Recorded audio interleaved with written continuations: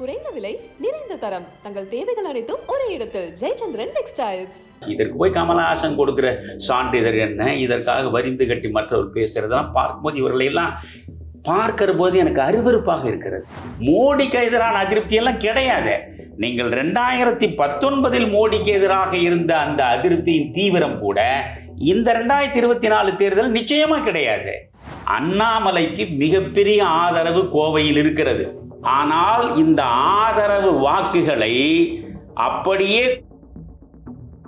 அண்ணாமலை என் வீட்டில் வந்து போடுது. நான் சொன்னேன், திமுக அதிமுக இரண்டும் இந்த 2 கட்சிகளின் பிடியிலே இருந்து விடுபட வேண்டும் என்பதற்காகத்தான் நான் 55 ஆண்டுகளாக என் அரசியலை நடத்துகிறேன். எடப்பாடி அவர் தனக்கான வாட்டர்லூவை சந்திச்சிருக்கார். எப்படி நெப்போலியனுக்கு வாட்டர்லூவில் வீழ்ச்சி, அதுபோல் அவருக்கான வாட்டர்லூ இந்த தேர்தல். நான் சேலத்தில் அவரை சந்தித்தேன். 90 நிமிடங்கள் அவரும் நானும் உட்கார்ந்து பேசினோம். நான் அப்பொழுதும் சொன்னேன், தெலுங்கானாவில் கவர்னர், பாண்டிச்சேரியில் கவர்னர், அதை விட்டு உங்களை கொண்டு வந்து தென் சென்னையில் நிற்க வைக்கணும்னு சொன்னால் உங்களை தவிர ஆளே கிடையாதா? அவங்க பாப்புலர் ஃபிகரா? என்ன popular? In what way you are popular?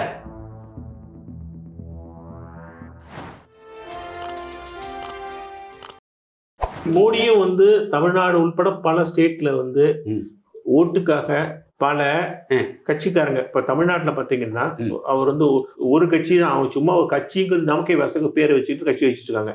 இது மாதிரி எல்லாரும் ஒரு 7-8 பேர் மேடை ஏறினாங்க. எல்லாம் பல பேர் இது மாதிரி இவங்க எல்லாரும் மேடை ஏற்றினாரு. தமிழ்நாட்டில் நான் பேச சொல்ல விரும்பல. எல்லாருமே அவங்க ஏதோ ஒரு கட்சின்னு வச்சுக்கிட்டு பெரிய கல்வி நிறுவனம் நடத்துறவங்க இந்த மாதிரி ஆட்கள்லாம் வச்சாங்க. இதெல்லாம் இவங்க எல்லாருமே மேடை ஏத்துனாங்க. எந்த முரண்பாடுகள் நிறைந்தது. என்னுடைய கட்சி நீங்க சொல்ற மாதிரி லெட்டர் பேட் கட்சி கிடையாது. நான் மேடையில் நானும் ஒருத்தன் உட்கார்ந்துருந்தேன். நீங்கள் சென்னையிலிருந்து புரியுது எனக்கு. சென்னையிலிருந்து கன்னியாகுமரி வரையிலும் காமராஜரின் பற்றாளர்கள், நேர்மையும் உண்மையும் இந்த மண்ணில் தழைக்க வேண்டும் என்று விரும்பக்கூடிய, நல்லரசியலை நாடக்கூடிய மனிதர்கள் அத்தனை பேர் என்னோட இருக்கான். அது வேற. ஆனா இந்த கூட்டணியில எனக்கு பிரச்சனைகள் நிறைய இருக்கு. நான் உதாரணமாவே சொல்றேன். இப்ப தமிழ்நாட்டுல அண்ணாமலை ஊழலை எதிர்த்து பேசிவிட்டு டிஎம்கே ஃபைல்ஸ் கொடுத்துட்டு அதிமுகவோட நாங்க சேர மாட்டோம், டிஎம்கேட சேர மாட்டோம், அதிமுகவோட சேர மாட்டோம்னு ஒரு கட்டத்துல சொன்னார். அப்பயே ஆரம்பிச்சது 2 பேருக்குள்ள பிரச்சனை. இவ்வளவு தூரம் பேசிட்டு பக்கத்துல யாரு தினகரனுக்கு சப்போர்ட். தினகரன் இந்த கட்சியில இருக்காரு, ஓபிஎஸ் அந்த கட்சியில இருக்காரு. இதையெல்லாம் அதாவது ஊழலின் ஊற்றுக்கண்ணே அவங்கதான். அதுக்கப்புறம் தான் அதிமுகவே. தினகரன் சப்போர்ட், ஓபிஎஸ், இவரெல்லாம் வைத்துக் கொண்டு எப்படி இவங்க நல்லாட்சி தர முடியும் சொல்லுங்க? நான் சொல்றேன், இது மாதிரி எனக்கு உடன்பாடே கிடையாது. திமுக அதிமுக இரண்டும் ஒரே குட்டையில் ஊறிய மட்டைகள் என்று பெருந்தலைவர் காமராஜர் சொன்னார். அதை வேத வாசகமாக ஏற்றுக்கொண்டவன் நான். 1971 தேர்தலுக்கு முன்பு நான் காமராஜர் காலு 67 விழுந்தேன். இன்ன வரைக்கும் நான் திமுகவோடு சேர்ந்து சில பதவிகளை அனுபவிச்சிருக்கலாம், இல்லை அதிமுகவில் போய் சேர்ந்து சில சுகங்களை அனுபவிச்சிருக்கலாம். இந்த 2 கட்சிகளின் பிடியிலே இருந்து விடுபட வேண்டும் என்பதற்காகத்தான் நான் 55 ஆண்டுகளாக என் அரசியலை நடத்துகிறேன். கொஞ்சம் யோசிங்க. ஒரே ஒரு முறை சொல்லுவாங்க, நீங்கள் இப்போ எப்படி நீங்கள் பிளானிங் கமிஷனில் இருந்தீங்கன்னு. நான் தெருவில் 30 ஆண்டுகளுக்கு மேல் பேசி கொண்டிருந்தவற்றை திட்டக்குழுவில் போய் உட்கார்ந்து நிறைவேற்றுவதற்கான ஒரு வாய்ப்பு என்ற நிலையிலே தான் நான் அங்கே போய் அமர்ந்தேனே தவிர அதிலிருந்து ஒரு தொலைபேசி எடுத்து கூட நான் பேசியது இல்லை. இப்போ திமுக அதிமுக இரண்டையுமே புறம் தள்ளிவிட வேண்டும் என்று தான் நம்ம தொடர்ந்து பேசியிருக்கோம். அது அரசியலில் இயலாது என்பதை இந்த 75 வயது முடிந்த நிலையில் எனக்கு தெளிவுபடுத்தியிருக்கிறாங்க மக்கள். நீங்கள் ஜெர்மனியினுடைய மிகச்சிறந்த வல்லாளனாக போற்றப்படுவோன் பிஸ்மார்க், அயன் மேன், இரும்பு மனிதன் சொல்லுவான். பிஸ்மார்க் சொல்கிறான், one should not fight on 2 sides சைமல்டேனியஸ்லின்றான். அப்போது ஒரே நேரத்தில் 2 எதிரியையும் நீங்கள் சந்திக்க போனீங்கன்னா நீங்கள் தான் விழுந்து போவீங்க. அப்போ ஒரு எதிரியை முதலில் கண்டுபிடி. எவன் எல்லாவற்றையோட மோசமான எதிரி, அந்த எதிரியை நீ தாக்குவதற்கு இந்த எதிரியோட நீ சமரசம் கொள்ளுன்றான். நீங்கள் அர்த்த சாஸ்திரத்தை நான் போன நேர்காணல் கூட உங்களுக்கு சொன்னேன். அர்த்த சாஸ்திரத்தை படித்தா சாணக்கியம் இதை தெளிவாக சொல்கிறான். நீங்க 2 பேர் உனக்கு எதிரி என்றால் 2 எதிரிகளோடும் ஒரே நேரத்தில் மோதாத. நீ ஒரு வலிமை மிக்க எதிரி யாருன்னு பார், அவனை இன்னொரு துணையோடு போய் வீழ்த்து, அதுக்கப்புறம் இவனை பாருன்னா. இப்போ நான் என்னன்னா, இன்றைக்கு தமிழ்நாட்டில் மிக மிக மிக மிக மோசமான ஒரு ஆட்சியை தரக்கூடிய இந்த திமுக ஆட்சி. இதற்கு போய் கமலஹாசன் கொடுக்குற சான்றிதழ் என்ன, இதற்காக வரிந்து கட்டி மற்றவர் பேசுறதெல்லாம் பார்க்கும்போது இவர்களையெல்லாம் பார்க்கிற போது எனக்கு அருவருப்பாக இருக்கிறது. அப்போ நீங்க என்ன செய்ய முடியும்? இன்னைக்கு 40 இடங்களும் 40 நமதே, நாடும் நமதேன்னு சொல்லிட்டு வந்தாங்க. 40 இடத்துலையும் வெற்றி பெற்றிருக்கிறாங்க. இவ்வளவு ஊழல் மலிந்த ஒரு கட்சி, நீங்க அரசியலமைப்பு சட்டத்தை காப்பதற்காக நடந்த போர்னு வேற ஸ்டாலின் சொல்றாரு. அரசியலமைப்பு சட்டம் சொல்லுதா ஒரு ஊழல் பேர் வழி சிறைக்குள்ளே இருந்தாலும் அவரை இலாக்கா இல்லாத அமைச்சராகவே வைத்துக் கொண்டிருங்கள் என்று? இந்த உயர் நீதிமன்றமே சொல்கிறது இது தார்மீக அடிப்படையில் தகுமா என்று நீதியரசர் கேள்வி கேட்கிறார். அந்த நேரத்தில் கூட நீங்கள் அவரை இலாக்கா இல்லாத அமைச்சராகத்தான் தொடர்ந்து வைத்திருந்தீங்க. அரசியலமைப்பு சட்டத்தை எந்த வகையில் நீங்கள் மதிப்பவர் என்று எங்களுக்கு தெரியாதா? சட்டமன்றத்தில் ஒரே நேரத்தில் 2 சபாநாயகரை வைத்து நீங்கள் நடத்தியதெல்லாம் அரசியலமைப்பு சட்டத்தை மதித்ததா? இவ்வளவுக்கும் பிறகு இவர்கள் 40 இடத்துல ஜெயிக்கிறாங்க. எப்படி? நான் உங்களுக்கு சொல்றேன் பாருங்க. இதே பிஜேபி, அதிமுக இந்த 2ம் கூட்டணி வைத்திருந்தால் அவர்கள் வாங்கின வாக்குகளை வைத்துக்கொண்டு நான் காலையில் இந்த குறிப்பை எடுத்தேன். 14 இடங்களில் சர்வசாதாரணமாக வெற்றி பெறுகிறார்கள். தென் சென்னை, விழுப்புரம், கடலூர், ஆரணி, விருதுநகர், கோயம்புத்தூர், நாமக்கல், தருமபுரி, கிருஷ்ணகிரி, தென்காசி, திருப்பூர், சேலம், கள்ளக்குறிச்சி, சிதம்பரம் 14 இடங்களில் இந்த கூட்டணி அமைந்திருந்தால் இவர்கள் வெற்றி பெறுகிறார்கள். அப்பன்னா 39ல் 14 போச்சுன்னா 25 தான் அதிமுகவுடைய வலிமை மிக்க கூட்டணி என்று சொல்றீங்கல்ல. இந்த வலிமை மிக்க கூட்டணி இன்னும் கூட இப்போ சேதாரம் அடைஞ்சிருக்கும். அப்போ இந்த நிலை வராமல் போனது எதனால? 2 கட்சிகளோடும் எங்களுக்கு இணக்கம் இல்லை என்று சொல்லி நாம நிற்கிறோம். ஒரு நல்ல அரசியலை வளர்க்க வேண்டும் என்று தான் நாம் ஆசைப்படுறோம். ஆனால் அப்படி ஆசைப்படுவதன் மூலம் என்ன ஆகிறது? நாம் தான் சேதாரத்தை சந்திக்கிறோமே தவிர அந்த ஒரு மிக மோசமான கட்சி இதை வைத்துக்கொண்டு தப்பி விடுகிறது. சரி, அண்ணாமலையுடைய சாதுரியம் இன்னும் சாதுரியத்தை டீல் பண்ணிருக்க வேண்டாம் இந்த விஷயம். நிச்சயமா அதில் ஒன்றும் மாற்று கருத்து இல்லை எனக்கு. அவர் இவ்வளவு தூரம் அதிமுக கூட்டணி வேண்டாம்னு நினைச்சாரு. அப்புறம் தினகரனையை வச்சுக்கிட்டாரு, ஜான் பாண்டி இந்த மாதிரி ஆட்கள் எப்படி பக்கத்தில் வச்சுக்கிட்டாரு? இதை நான் அண்ணாமலையிடம் நேரடியாகவே சொல்லி இருக்கிறேன். ஒன்னும் ஃபுல்லா முழுகிடணும், ஏன்னா அறவரையா முழுகி என்ன பிரயோஜனம்? நான் அண்ணாமலையிடம் எதையும் மறைப்பவன் இல்லை, நான் வெளிப்படையானவன். சரி, அதனால எனக்கு ஒரு பிரச்சனையும் இல்லை. யாருடைய நல்ல இடத்திலும் போய் நின்று கொண்டு அவர்களுக்கு முதுகு சொரிந்து சாமரம் வீசி சகல விதமான சுகங்களையும் அனுபவிக்க வேண்டும் என்பது என் வாழ்வியலே கிடையாது. அண்ணாமலை என் வீட்டில் இருந்த பொழுது நான் சொன்னேன், திமுக அதிமுக இரண்டும் இல்லாத ஒரு மாற்று அரசியலை வளர்த்தெடுக்க வேண்டும் என்பதுதான் என்னுடைய நோக்கம். இதற்காகத்தான் நான் 55 ஆண்டு காலம் நான் தொடர்ந்து முயன்று விழுந்து கிடக்கிறேன். இப்பொழுது நீங்க நான் எப்படி 30 வயது 40 வயதில் மிகுந்த போர்க்குணத்தோடு நான் கடுமையான விமர்சனங்களை வைத்து களமாடினேனோ அந்த நிலையை உங்களிடம் நான் இப்பொழுது பார்க்கிறேன். அதனால் நான் உங்களிடம் சொல்றேன், நீங்க திமுக அதிமுக இரண்டையும் ஒரே நேரத்தில் எதிர்த்து வீழ்த்துவதற்கு நினைத்தால் அது எனக்கு ஓப்பானது. ஆனால் உங்கள் தலைமை விடாது. சொன்னேன், நீங்கள் ஒரு மாநில தலைவர், ஆனால் தேசிய கட்சியினுடைய மாநில தலைமை நினைத்தபடி நடக்க முடியாது என்பதை தேசிய கட்சியிலிருந்து தொடங்கிய எனக்கு அந்த அரசியல் தெரியும். வெறுமனே நம்மை அவர்கள் விருப்பத்திற்கு ஏற்றாற்போல் அசைவதற்கும் இயங்குவதற்கும் தான் அவர்கள் அனுமதிப்பார்கள். அதனால உங்களை அனுமதிப்பார்களா என்பது சந்தேகம். அப்படி அவர்கள் அனுமதிக்காமல் அதிமுகவோடு நீங்கள் சேர்ந்து செல்ல வேண்டும் என்று அவர்கள் சொன்னால் வேறு வழி இல்லை, அதை நீங்கள் ஏற்றுக்கொள்ளுங்கள். காரணம், இப்பொழுது நடக்கக்கூடிய இந்த நாடாளுமன்ற தேர்தல் என்பது நீங்கள் 2026க்கான அடித்தளத்தை அமைக்கக்கூடியது. உங்களுடைய மோடி அரசு திரும்ப வர வேண்டும் என்பது ஒன்று. 2026ஐ நோக்கி நடப்பதற்கு வலிமையான அடித்தளத்தை அமைப்பது என்பது இன்னொன்று. அதனால் அதிமுகவையோடு நீங்கள் இணங்கி செல்லக்கூடிய நிலை மேலிருந்து வற்புறுத்தப்படுமானால் அதை நீங்கள் ஏற்றுக்கொள்ளுங்கள் என்று தான் நான் சொன்னேன். அதிமுக ரெண்டும் இந்த நல்லவர்கள் அவர்கள் ஆட்சிக்கு வரணும்னு நான் சொல்கிறவன் கிடையாது. ஆனால் புரியுது சொன்னீங்க. ஒரு பெரிய தீமையை அழிப்பதற்கு இவர்களோடு இருக்கணும். இன்னொன்றையும் சொல்லட்டுமா? இப்போ ஒரு கட்டத்தில் வந்து நம்முடைய எடப்பாடி அவர்கள் அதிமுகவோடு, அதாவது பாரதிய ஜனதா கட்சியோடு இருக்கிற கூட்டணியை முறித்து கொண்டு வெளியே போனால் பரவலாக இஸ்லாமிய பெருமக்களுடைய வாக்குகள் தனக்கு கிடைக்கும் என்பது போல நினைக்கிறார் என்ற நிலையில் இன்னும் அவர் முடிவு எடுக்கவில்லை. நான் அவரை சந்தித்தேன். நான் சேலத்தில் அவரை சந்தித்தேன். 90 நிமிடங்கள் அவரும் நானும் உட்கார்ந்து பேசினோம். நான் அப்பொழுதும் சொன்னேன், நீங்கள் அதாவது இந்த எம்ஜிஆர் ஒரு நாளும் திமுகவை அவர் எப்படி அழைப்பார்? அது தீய சக்தி என்று சொல்வார். எம்ஜிஆர் தீய சக்தி என்று சொல்லித்தான் முழுக்க திமுகவுக்கு எதிரான வாக்கு வங்கியை அவர் உருவாக்கினார். அதுதான் அதிமுக. வேற எந்த லட்சியமும் பெருசாக கிடையாது. அதிமுக மிகப்பெரிய சித்தாந்தத்தின் அடிப்படையில் உருவாக்கப்பட்டது என்பதெல்லாம் கிடையாது. ஒன்றும் கிடையாது. திமுகவுக்கு எதிரான அமைப்பாக அதை உருவாக்கினார். அதை தீய சக்தி என்று சொன்னார். திமுகவை தீய சக்தி என்று சொன்னார். நல்ல வித்தியாசம் கவனிக்கிறீங்க. அவருக்கு பின்னால் வந்த ஜெயலலிதா கருணாநிதி தீய சக்தி என்று இன்னும் ஒருபடி போய் தனி மனித தாக்குதலே ஈடுபட்டார் அவர்.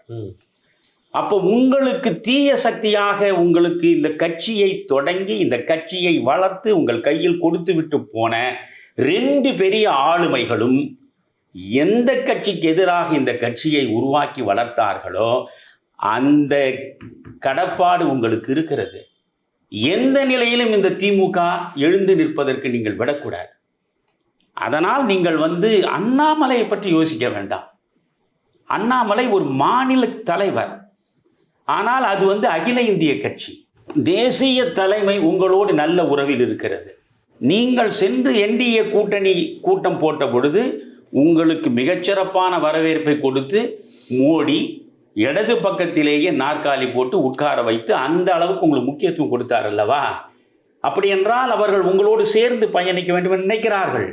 நீங்கள் அதை பயன்படுத்தி கொள்ளுங்கள். நீங்கள் அதை பயன்படுத்தி கொள்வதன் மூலமாக இந்த திமுக என்கிற தீய சக்திக்கு எதிராக எம்ஜிஆர் போராடினார், ஜெயலலிதா போராடினார், எடப்பாடியாகிய நானும் போராடுகிறேன். இந்த தீய சக்தியை தனியாக நின்று அழிக்க முடியாது. ஒரு துணையோடு தான் அழிக்க முடியும். அந்த துணையாக இந்தியாவையே ஆளுகிற ஒரு கட்சி, தமிழ்நாட்டில் வளர்ந்து கொண்டிருக்கின்ற ஒரு கட்சி, இதனோடு சேர்ந்து நாம் செய்வதுதான் சரி என்று அவருக்கு தெளிவாக சொல்லிவிட்டு தான் வந்தேன். அப்போ உங்களோட பேச்சுக்கு ஒன்றும் ரெஸ்பான்ஸே இல்லை. அவர் வந்து முழுக்க அண்ணாமலையின் மீது உள்ள வருத்தத்தை தான் வெளிப்படுத்தினார். அண்ணாமலை ரொம்ப பேசிட்டாரு. இல்லை, அதை நான் சொல்கிறேன். அண்ணாமலையின் மீது உள்ள வருத்தத்தை வெளிப்படுத்தினார். நான் சொன்னேன், அண்ணாமலை மீது உள்ள வருத்தத்தை வைத்துக்கொண்டு நீங்கள் இப்படி ஒரு அரசியல் விபத்தை சந்திக்கக்கூடாது. இப்போ நான் சொல்கிறேன், நான் என்ன சொல்கிறேன், இப்போ பொழுது எடப்பாடி வந்து அவர் தனக்கான வாட்டர்லூவை சந்திச்சிருக்கார். எப்படி நெப்போலியனுக்கு வாட்டர்லூவில் வீழ்ச்சி, அதுபோல் அவருக்கான வாட்டர்லூ இந்த தேர்தல். இது கண்ணாடி வியாபாரியின் கனவு மாதிரி ஆகிவிட்டது நம்முடைய எடப்பாடியினுடைய ஆசை. கண்ணாடி வியாபாரியின் கனவை பற்றி உங்களுக்கு தெரியும், சின்ன வகுப்புலேயே பாடம் நடத்திடுவான். அந்த கதை தான் இது. யதார்த்தத்தை புரிந்து கொள்ள வேண்டும். இதுல இன்னொரு விஷயம் என்னன்னா, அண்ணாமலை என்ன நினைச்சிருப்பாரு, நார்த் இந்தியா முழுக்க வந்து பிஜேபி நல்லா வலுவா இருக்கு, அது வந்து தமிழ்நாட்டை நம்பி இல்லை. நாம இந்த நேரத்துல ஒரு ரிஸ்க் எடுத்து பார்ப்போம், ஜெயிச்சாலும் தோத்தாலும் இதனால நம்மளுடைய வெற்றி தோல்வி வந்து நம்முடைய நம்பர்ஸ் வந்து அங்க பாதிக்க போறது இல்லை. அங்க இந்த மாதிரி நடக்குதுன்னு இப்பதான் நமக்கு தெரியுது. அங்க வந்து நம்ம பெரும்பான்மை 300க்கு மேல நம்ம ஜெயிக்க போறோம். அதனால இங்க வர ஒரு 8ஓ 10ஓ நமக்கு ஒன்றும் பெரிய அங்க பாதிப்பு ஏற்பட போறது இல்லை. நாம யாரு, நம்மளுடைய ஸ்ட்ரென்த் என்னங்கிறது, தன்னுடைய ஸ்ட்ரென்த்தை வந்து அவர் ரொம்ப ஜாஸ்தியா நினைச்சிட்டாரு. ஸ்ட்ரென்த்து தான் நீங்க ஒன்று சொல்றது. அப்படி இருக்கலாம்ல? அப்படி இருக்கலாம் இல்லை, அப்படித்தான். ஏனென்றால் தமிழ்நாட்டில் ஏற்கனவே நீங்கள் ஒரு இடத்தில் வராமற் போனாலும் கூட 303 இடங்களை அவர்கள் பெற்று தனிப்பட்ட முறையிலேயே பாஜக ஆட்சியை நடத்த முடிஞ்சது. ஆமா. அதனால எந்த நிலையிலும் இந்த ஆட்சிக்கு எதிரான அதிருப்தி பெரிதாக இல்லவே இல்லை. மோடிக்கு எதிரான அதிருப்தி எல்லாம் கிடையாது. நீங்கள் 2019 மோடிக்கு எதிராக இருந்த அந்த அதிருப்தியின் தீவிரம் கூட இந்த 2024 தேர்தல் நிச்சயமா கிடையாது. புரிகிறதா? அதனுடைய விளைவு தான் இன்னைக்கு நான் உங்களுக்கு சொல்றேன். 48,80,000 பேர் பிஜேபிக்கு ஓட்டு போட்டிருக்கான். 48 லட்சம் தமிழ்நாட்டில் 11 விழுக்காடு வாக்குகளை இந்த கட்சி பெற்றிருக்கிறது. கனிமொழி சொல்றாங்க தமிழ்நாட்டில் பிஜேபி வளர்வதற்கு வாய்ப்பே கிடையாது. அதை எல்லாருமே திமுக கூட்டணியில் உள்ளவர்கள் அதை தான் திரும்ப திரும்ப சொல்றாங்க. நான் சொல்றேன் தமிழ்நாட்டில் வளர வேண்டும், பூனை நீங்க கண்ணை முடிக்கிறீங்க அவ்வளவுதான். ஆனா உண்மையில் தமிழ்நாட்டில் பாரதிய ஜனதா கட்சி நாளுக்கு நாள் வளர்ந்து கொண்டிருக்கிறது. புரியுதுங்களா? என்ன பிரச்சனை நான் சொல்றேன், நடுத்தர வர்க்கம், படித்த வர்க்கம் இவையெல்லாம் இன்றைக்கு போய் சேரக்கூடிய கட்சியாக பாரதிய ஜனதா கட்சி இருக்கு ஒரு பக்கம். ஆனால் கீழ்மட்டத்தில் இருக்கக்கூடிய வாழ்வோடுவே வாழ்க்கையே போராட்டமாகிவிட்ட மக்கள், அடித்தட்டு மக்கள், அவர்களுக்கு இந்த கட்சியின் மீது பெரிய பிடிப்பு இல்லை. ஆனால் அந்த அடித்தட்டு மக்கள் எம்ஜிஆரை இன்னமும் கடவுள் நிலையில் வைத்து போற்றக்கூடியவர்கள். அந்த அடித்தட்டு மக்களில் பெண் மக்கள் அனைவரும் இன்றும் ஜெயலலிதாவின் மீது எல்லையற்ற அன்பு கொண்டவர்கள். எனவே இந்த 2 பேரையும் நேசிக்கக்கூடிய அந்த அடித்தட்டு மக்களினுடைய வாக்கு வங்கி தான் அதிமுகவினுடைய அடித்தளம். அதிமுக இவ்வளவு புத்திசாலித்தனமா பேசுற அண்ணாமலைக்கு அந்த சாதுரியம் இல்லை. அதை பத்தி நானா அண்ணாமலை இல்ல, ஏன்னால் அண்ணாமலையிடம் சொல்லத்தான் இல்ல, இவ்வளவு பேசுறாரு, இவ்வளவு விஷயங்கள் யோசிக்கிறாரு, எல்லாருக்கும் பட்டு பதில் சொல்றாரு. அவருக்கு இப்ப உங்களை மாதிரி ஒரு சீனியர்ஸ், நேர்மையானவர்கள் சில விஷயங்களை சொல்லும் போது இது நியாயம்தானே அவர்களை புரிஞ்சுக்க முடியல. அதை அண்ணாமலை தான் இதற்கு பதில் சொல்லணும். நான் தெளிவாக சொல்றது இதுதான், நீங்க one should not fight on two fronts simultaneously. நான் திரும்ப திரும்ப நான் புரிஞ்சுக்கிறேன்னு சொல்றேன். ஏன்னா நான் ஏற்கனவே கூட 2 கட்சியும் ஒரே நேரத்தில் எதிர்த்தன்னைக்குன்னு சொல்லுவேன் நான். ஆனா இப்போ நீங்க 2ஐயும் ஒரே நேரத்தில் வீழ்த்தவே முடியாது. அப்போ ஒன்றை அனுசரித்து கொண்டுதான் நீங்கள் ஒன்றை எதிர்க்க வேண்டும். எதிர்க்க வேண்டியது எது? பொதுவாக ஆளுங்கட்சி தான். நான் எப்பொழுது சொல்றேன் பாருங்க, இன்றைக்கு திமுக ஆளுகிறது, எல்லா தவறுகளையும் அது நடத்துகிறது, அதை வீழ்த்த வேண்டும் என்று நாம் அதிமுகவோடு நிற்கலாம், தவறில்லை. நாளை அதிமுக அந்த இடத்தில் போய் உட்கார்ந்து அந்த அதிமுக இதே ஊழலை திரும்ப செய்கிறது என்கிற பொழுது அந்த அதிமுகவை வீழ்த்துவதற்கு நீங்கள் மறுபடியும் முயற்சி பண்ணணும். இதுதான் அரசியல். இப்படித்தான் நீங்கள் அரசியலை கொண்டு போக முடியும். நீங்கள் 100 விழுக்காடு 2 பேரையும் புறம் தள்ளிவிட்டு அரசியல் செய்ய முடியாது என்று புரிந்து விட்டது. தன்னைத்தானே ஒரு பெரிய மனிதராக கட்டிட்டு தனக்கு இல்லாத ஒரு ஸ்ட்ரென்த் தனக்கு இருக்குன்னு நினைச்சு இல்லை. அதாவது நான் உங்களுக்கு ஒன்று சொல்றேன் பாருங்க, அப்படி நினைச்சிட்டாரா? இல்லை, இப்பொழுது நான் சொல்றேன், கோயம்புத்தூர்ல நான் ஒரே ஒரு நாள் அவரோடு சேர்ந்து அவருக்கு மட்டும் பண்ணேன், வாசனுக்கும் பண்ணேன். நான் என்னுடைய பொசிஷன், என்னுடைய ஸ்டாண்டில் இப்போ ரொம்பவும் தெளிவாக இருப்பேன். நான் பார்த்தேன், நேரடியாக பார்த்தேன். இதெல்லாம் கொஞ்சம் கூட உயர்வு நெகிழ்ச்சி இல்லை, நோ எக்ஸாஜரேஷன் அட் ஆல். நீங்கள் அந்த 2 பேரும் ஜீப்பில் போகிறோம், எங்கே பார்த்தாலும் இயல்பாகவே மக்கள் மலர்ந்த முகத்தோடு அண்ணாமலை வரவேற்கிறாங்க. எல்லா வீடுகளில் இருந்து பெண் மக்கள் உட்பட வாசல்ல நின்று கொண்டு அண்ணாமலையை வரவேற்கிறாங்க. அண்ணாமலையை ஒரு செல்ஃபி எடுத்துக்கொள்வதற்கு கல்லூரி பெண்கள் ஒருவரோடு ஒரு அந்த உண்டி அடித்து கொண்டு நிற்கிறாங்க. இன்னொன்று, நீங்க நெடுஞ்சாலையில நாங்க போறோம், நெடுஞ்சாலையில் போன போக்குவரத்து தடைப்படும், இடையில் வரக்கூடிய வாகனங்கள் நிற்கின்றன, அவர்கள் நிச்சயமா முகஞ்சொலிப்பான், இவங்களுக்கு வேற வேலை இல்லையா இந்த நடு ரோட்ல வந்துட்டு இருக்கான்லன்னு. அப்படி ஒரு ஆள் கூட முகஞ்சொலிச்சு நான் பார்க்கல.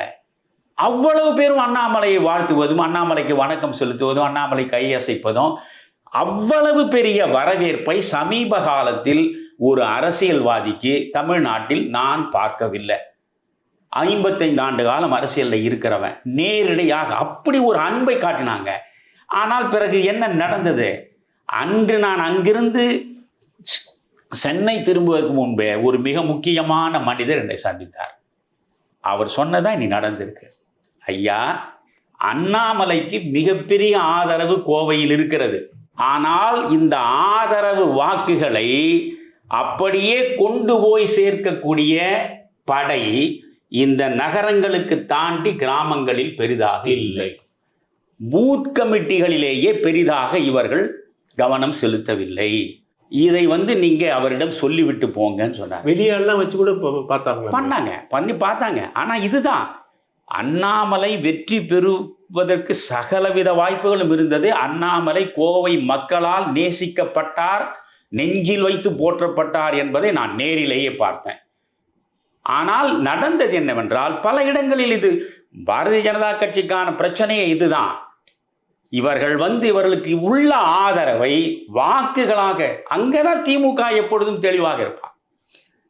இந்த தேர்தலில் அணுகுமுறைகளை வைத்துக்கொண்டு நீங்கள் வியூகங்களை வகுத்து வெற்றியை நோக்கி செல்வதில் திமுகவுக்கு இணை சொல்லவே ஒரு கட்சி கிடையாது. சயின்ஸாவே கத்துக்கிட்டாங்க. ஆமாம், அது அவருக்கு காரணம் அது அவர்களுக்கு தொழில், அது லாபம் ஈட்டுகிற ஒரு தொழில். அவர்களுக்கு மக்கள் நலன் சார்ந்த வேள்வி கிடையாது. இப்போ நான் இன்னொன்று சொல்றேன், எதையுமே நான் வெளிப்படையாக சொல்வேன். அண்ணாமலையினுடைய பாத யாத்திரை அது பெரிய வெற்றியை பெற்றது, மிகப்பெரிய பாதிப்பை உருவாக்கியது என்று சொல்லும் பொழுதே எனக்கு அதில் முழு உடன்பாடு கிடையாது. அண்ணாமலையினுடைய பாத யாத்திரை பாரதிய ஜனதா கட்சியின் வளர்ச்சிக்கு துணை நின்றிருக்கிறது, அதில் 2 கருத்துக்கு இடமில்லை. ஆனால் அண்ணாமலை ஒரு சட்டமன்ற தொகுதிக்குள்ளே வருகிறார், ஒரு 5000 மக்கள் திரண்டு நின்று வரவேற்கிறார். அண்ணாமலை காசு கொடுத்து ஆட்களை கூப்பிடவில்லை, காசு கொடுத்து அவரும் கூப்பிடவில்லை, காசு வாங்கி கொண்டு பிரியாணி பொட்டலத்துக்காக அவர் பின்னால் வந்து எவனும் நிற்கலை, எல்லாரும் தன்னெழுச்சியாக வந்தான். அப்படி தன்னெழுச்சியாக வந்த கூட்டம் ஒரு 5000 பேர் என்றே வைத்துக் கொள்ளுங்கள் அதிகபட்சம். இந்த 5000 பேரை நீங்கள் தொலைக்காட்சியில் காட்டினா அது ஒரு பெரிய கூட்டமாகத்தான் தெரியும். ஆமா, நான் என்ன சொல்றேன், ஒரு சட்டமன்ற தொகுதிக்குள்ள 3 லட்சத்திற்கு மேற்பட்ட வாக்காளர்கள் இருக்கிறான். 3 லட்சத்திற்கு மேற்பட்ட வாக்காளர்களில் உன்னை தேடி வந்து பார்க்க நின்றவர்கள் 5000 பேர். அவ்வளவுதான். இந்த 5000 பேரை வைத்துக்கொண்டு 3 லட்சம் வாக்காளர்களும் முன்பக்கம் நிற்பார்கள் என்று நினைத்தால் அது தவறு. அப்போ என்ன செய்யணும், அண்ணாமலை தொடர்ந்து பயணம் போகிற பொழுதே ஒரு பாதிப்பை அவர் அங்கே 5000 பேரிடம் உருவாக்கி விட்டு போகிற பொழுதே களத்தில் போய் பாஜகவினுடைய தொண்டர்கள் வீடு வீடாக சென்று இந்த செய்தியை கொண்டு போய் சேர்த்து வாக்குகளை சேகரிப்பதற்கு முயன்றிருக்க வேண்டும். அப்படி கடுமையான முயற்சிகளை எல்லாம் அவர்கள் செய்யவில்லை. 2வது, அவர்கள் இந்த பல வகையில் பிஜேபி தமிழ்நாட்டை பொறுத்தவரை தவறு இழைத்திருக்கிறது. அகில இந்திய அளவில் பிஜேபி அந்த தவறுக்கு துணை இருக்கிறது என்கிறேன். நான் இப்பொழுதும் சொல்கிறேன், ஒரு நீதி அரசராக ஒருவர் இருக்கிறார். நீதி அரசராக இருந்து ஓய்வு பெற்ற பிறகு எந்த நிலையிலும் அந்த மனிதன் அரசியலுக்கு வரக்கூடாது. அரசியல் என்பது என்ன, ஒரு பக்க சார்பு தான். ஒன்றை ஏற்பதும் இன்னொன்றை எதிர்ப்பதுமாக இருப்பது தான் அரசியல். ஆனால் ஒரு நீதி அரசர் என்பவர் ஏன் அதை தராசு வச்சிருக்கான், அவர் அப்படியே நடு முள்ளாக நிற்க வேண்டியவர் தானே. அவர் சார்பு தன்மை இல்லாமல் இருக்க வேண்டிய அந்த பொறுப்பிலிருந்து விட்டு வெளியே வந்தால் அரசியலுக்கு வரக்கூடாது. இந்த ரஞ்சன் கோகாய் உச்சநீதிமன்றத்தினுடைய தலைமை நீதிபதியாக இருந்து ஓய்வு பெற்ற பிறகு அவர் இந்த மோடி அரசால் ராஜ்யசபாவுக்கு வருகிறார். இது ஒரு தவறான உதாரணம், இது போன்று வரவே கூடாது. அதே போல ஒரு ஆளுநர் பொறுப்பில் எப்பொழுது நீங்கள் போய் அமர்ந்து விடுகிறீர்களோ அத்தோடு அரசியல் களத்திலிருந்து நீங்கள் முற்றாக விடுபட்டு விடுகிறீர்கள். நீங்கள் அரசியலிலிருந்து என்னை முற்றாக விடுவித்துக் கொள்ள விருப்பமில்லை என்றால் ஆளுநர் பொறுப்பை ஏற்கக்கூடாது. இப்போ என்னை நீங்கள் நீங்கள் ஆளுநராக இருங்கள் என்று சொன்னால் நான் என்ன செய்ய வேண்டும், அரசியலுக்கு முழுமையாக இடம் கொடுப்பதில்லை என்று முடிவெடுத்து போதும் இந்த அரசியல் என்று முடிவெடுத்து எல்லாருக்கும் நடுநிலையில் உள்ள மனிதனாக போய் உட்கார வேண்டும்.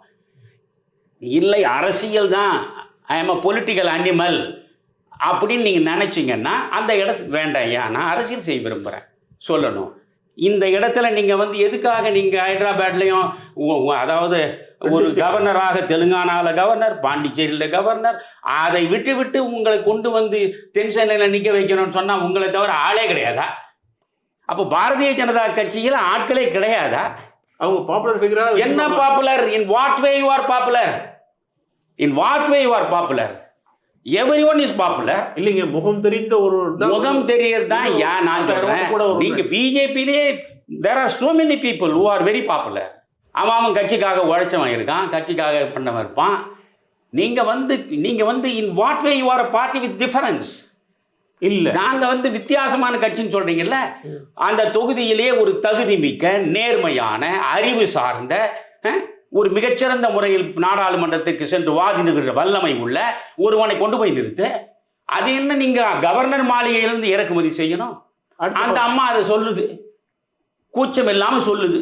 ஒவ்வொரு இடத்துலையும் நான் 300 பேர் இருக்கக்கூடிய இடம், 300 பேர் உதவியாளர்கள், அவர்களெல்லாம் விட்டு அவ்வளோ பெரிய மாளிகையை விட்டு ஏதோ புத்தர் அரசு நாற்காலியை முற்றாக தவிர்த்து விட்டு அரண்மனையை விட்டு வெளியேறி காட்டில் போய் துறவு கோலம் பூண்டு அவர் நின்றது போல அப்படி ஒரு தியாக வாழ்க்கையை வாழ்வது போல சித்தரிக்கிறீர்களே நான் கேட்குறேன்.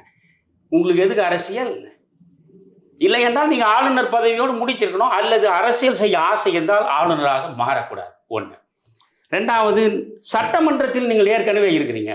நயனா நாகேந்திரன் இவர்களுக்கெல்லாம் நான் சொல்வதன் மூலம் இவர்களுக்கெல்லாம் நான் எதிரி இல்லை, இவர்களுக்கெல்லாம் நான் நண்பன் தான்.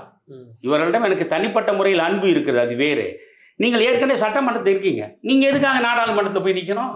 இப்போ நீங்கள் நாடாளுமன்றத்தை நிற்கிறீங்க, நாடாளுமன்றத்தில் நின்று நயனா நாகேந்திரன் வெற்றி பெற்று விடுவதாக வைத்து கொள்ளுங்க. அந்த இடத்துல எம்எல்ஏ போச்சு, இருக்கிறது 4 பேர். நீங்கள் ஒரே ஒரு தொகுதியில் இடைத்தேர்தல் வந்தால் என்ன நடக்கும் என்பது நாட்டில் தெரியாதா? நிச்சயமாக தெரியும். ஒட்டுமொத்த தமிழக அரசும் அங்கே போய் உட்கார்ந்த பிறகு அங்கே நிச்சயமாக அந்த இடத்த இழக்க போறீங்க. தேவையா? அப்போ திருநெல்வேலியில் வேற ஆளே கிடைக்கலையா? திருநெல்வேலியில் ரொம்ப பாப்புலர் ஃபிகர், ஏற்கனவே ஏடிஎம்கேல இருந்தவர், ஒரு பெரிய ஓட் பேங்க் இருக்குன்னு நம்பிட்டாங்க. அவர் பாப்புலர் ஃபிகர் தான், அவர் வந்து அதுக்கெல்லாம் நான் அந்த இடத்துக்கே போகலை. நான் என்ன சொல்கிறேன், I am not against any individual, either Nayana Nagendran or Tamilisai. அதல்ல, ஒரு ஸ்கேல். நீங்கள் எப்படிப்பட்ட அரசியல் நடக்க வேண்டும் என்று நான் ஆசைப்படுறேன், அதை நான் சொல்கிறேன். ஒரு ஆளுநராக நீ போய் உட்கார்ந்து விட்டால் அரசியலுக்கே வரக்கூடாது சாகிற வரைக்கும். ஆளுநர் வந்து பொதுவான ஒரு கான்ஸ்டிடியூஷனல் ஹெட். சரி, யாரோட கட்டாயம் நினைக்கிறீங்க இது? அதெல்லாம் இந்த அம்மாவே கேட்டுதான் வந்துருக்கு. இதை என்ன வந்து மேலே போய் உங்க கட்டாயப்படுத்திய கொண்டு போய் கழுத்து பிடிச்சி பிரதமர் மோடி வந்து இல்ல அது சரியா வராதுன்னு சொல்லிருக்க வேண்டாமா? அதை தான் நான் கேட்குறேன். நீங்க வந்து மேலிருந்து நான் கேட்குறேன், நீங்க வந்து என்ன ஒரு ஆளுநராக இருக்கிறது. இன்னொன்று நீங்க யோசிங்க, ஒரு ஆளுநராக அங்கே தெலுங்கானாவில் இருக்கீங்க, அதே நேரத்தில் இடைக்கால பதவின்னு சொல்லிட்டு பாண்டிச்சேரி போடுறீங்க. ஒரு இடைக்கால நியமனமாக இருப்பதுன்னா ஒரு 3 மாதம் இருக்கலாம், ஆனால் வருஷ கணக்கில் 2த்தையுமே அதை நீங்கள் பார்த்துட்டு இருந்தீங்க. இது என்ன அரசியல் எனக்கு புரியலை. இப்போ நான் என்னுடைய நண்பர் தான் சிபி ராதாகிருஷ்ணன், அவர் இப்போ 3 மாநிலத்தை பார்க்குறாரு. ஜார்க்கண்டு, இப்போ தெலுங்கானா, இது பாண்டிச்சேரி. இதெல்லாம் இது போன்ற விஷயங்கள் நடக்கக்கூடாது. பிஜேபி வந்து மாரல் வேல்யூஸ் பற்றி இவ்வளோ தூரம் பேசிவிட்டு மாரல் வேல்யூஸ்க்கு நேர் எதிராக இந்த பேரெல்லாம் வரிசையாக நடந்துக்கலாமா? இல்லை, இதுதான் என்னுடைய கவலையும் கூட.